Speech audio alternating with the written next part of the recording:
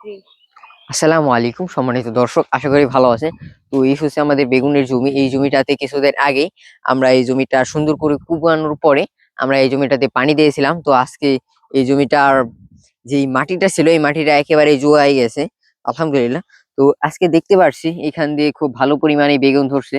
যদিও এই বেগুনটাতে একটু পোকা লাগার কারণে বেগুনটাতে একটু সমস্যা হয়েছে। তো আর কিছুদিন পরে রোজার মাস, এই রোজার মাসের আগেই বা আমাদের এক সপ্তাহ পর থেকে আমরা আমাদের এই জমিটাতে জমিটা থেকে বেগুন ছিঁড়তে পারবো। তো এখানে দেখতে পাচ্ছেন সব জায়গাতেই বেগুন গাছ থেকে বেগুন গুলা ধরা শুরু হয়ে গেছে। তো আলহামদুলিল্লাহ এখানে দেখতে পাচ্ছেন মাশাআল্লাহ খুব ভালো পরিমাণ বেগুনের ফুল এসেছে। এখানে ফুল, এই যে প্রত্যেকটা গাছে বা প্রত্যেকটা ডুগাতেই ফুল চলে এসেছে।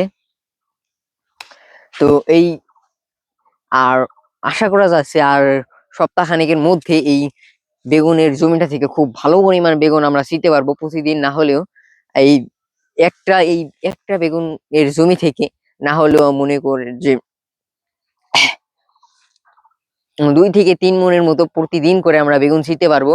তো এখানে আমরা এই এত বড় একটা জমি, এই জমিটা থেকে যে সময় একেবারে পুরি বেগুনের ধর থাকবে ওই সময় আমরা এই জমিটা থেকে এই 3 দিন 3 বাটে 3 দিন করে বেগুন ছিঁড়ি। মনে করেন জমিটাকে 3টি ভাগ করে 3 ভাগের 1 ভাগ জমি থেকে বেগুন একদিন ছিঁড়ি, তারপরে আরেক ভাগ, তারপর আরেক ভাগ, এভাবে 3 দিন করতে করতে যে লাস্টে যেই বেগুনটা ছিঁড়ি, তারপরে আবার যে প্রথম যেই দিন যেই বাট থেকে বেগুনটা ছিঁড়বো ওই বেগুনের বাটে আবার নতুন করে বেগুন ধরা শুরু হয়ে যাবে।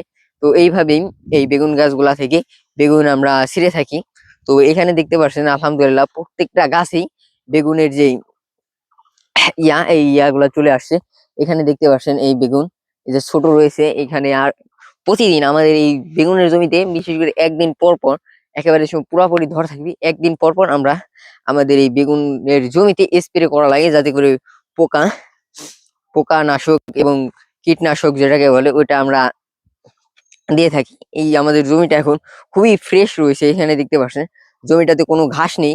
এর কারণ হচ্ছে আমাদের এই বেগুনের জমিতে একবার পানি দেওয়ার পরে একবার পানি দেওয়া শেষ হলে, একবার বেগুন ছিঁড়া শেষ হলে পরে আবারও কোবানো লাগে। না হলে এইখানের যে মাটির যে উর্বরতা, এই উর্বরতা যে ঘাস পাতা বা আগাছাই খেয়ে ফেলে। এই বেগুন গাছে কিন্তু অতিরিক্ত সার দেওয়া লাগে এবং প্রত্যেক প্রতি একদিন পর পরই এখানে এই পোকানাশক বা কীটনাশক ছিটানো হয়। এইখানে দেখতে পাচ্ছেন প্রত্যেকটা গাছে আলহামদুলিল্লাহ বেগুনের চলে আসছে। তো সপ্তাহখানেকের মধ্যে প্রত্যেকটা একেবারে জমির পুরাটা গাছে বেগুন ধরা শুরু হয়ে যাবে। এখানে দেখতে পাচ্ছেন আজকে আমরা অল্প কিছু পরিমাণ বেগুন ছিঁড়েছি, এখনো মাশাআল্লাহ আলহামদুলিল্লাহ বেগুন রয়েছে। এখানে দেখতে পাচ্ছেন প্রত্যেকটা গাছেই বেগুন রয়েছে। আর এই বছরের বেগুনের কালারটাও খুব ভালো। এই যে বেগুনের কালারটাও খুব ভালো বেগুনের কালারটা। আর এই যে গাছ, এই গাছগুলাতে একটা গাছে একটা গাছে 1 2 3 4 5 6 6টা 7টা করে বেগুন এর যেই জালি, এই জালিটা 6 7টা করে বেগুনের জালি রয়েছে। তো কিছুদিন পরেই আমরা এই জমিটা থেকে পুরোপুরি বা পুরো দমে বেগুন ছেঁড়া শুরু করে দিব। তো এখানে দেখতে পাচ্ছেন প্রত্যেকটা গাছেই বেগুনের যে জালি ফুল সব রয়েছে। এখানে দেখতে পাচ্ছেন কি পরিমাণ বেগুনের ফুল এসেছে এই বেগুন গাছগুলো থেকে। তো আলহামদুলিল্লাহ এই রোজার মধ্যে আশা করি ভালো দাম পাবো। যদিও এখন বেগুনের কেজি আমাদের এই অঞ্চলে 20 টাকা করে কেজি, বা খুচরা বাজারে 20 টাকা করে কেজি। তো রোজার মাসের ভিতরে আশা করা যায় বেগুনের দামটা একটু হলেও বাড়বে। তো ধন্যবাদ এতক্ষণ আমাদের সাথে থাকার জন্য, অনেক অনেক ধন্যবাদ।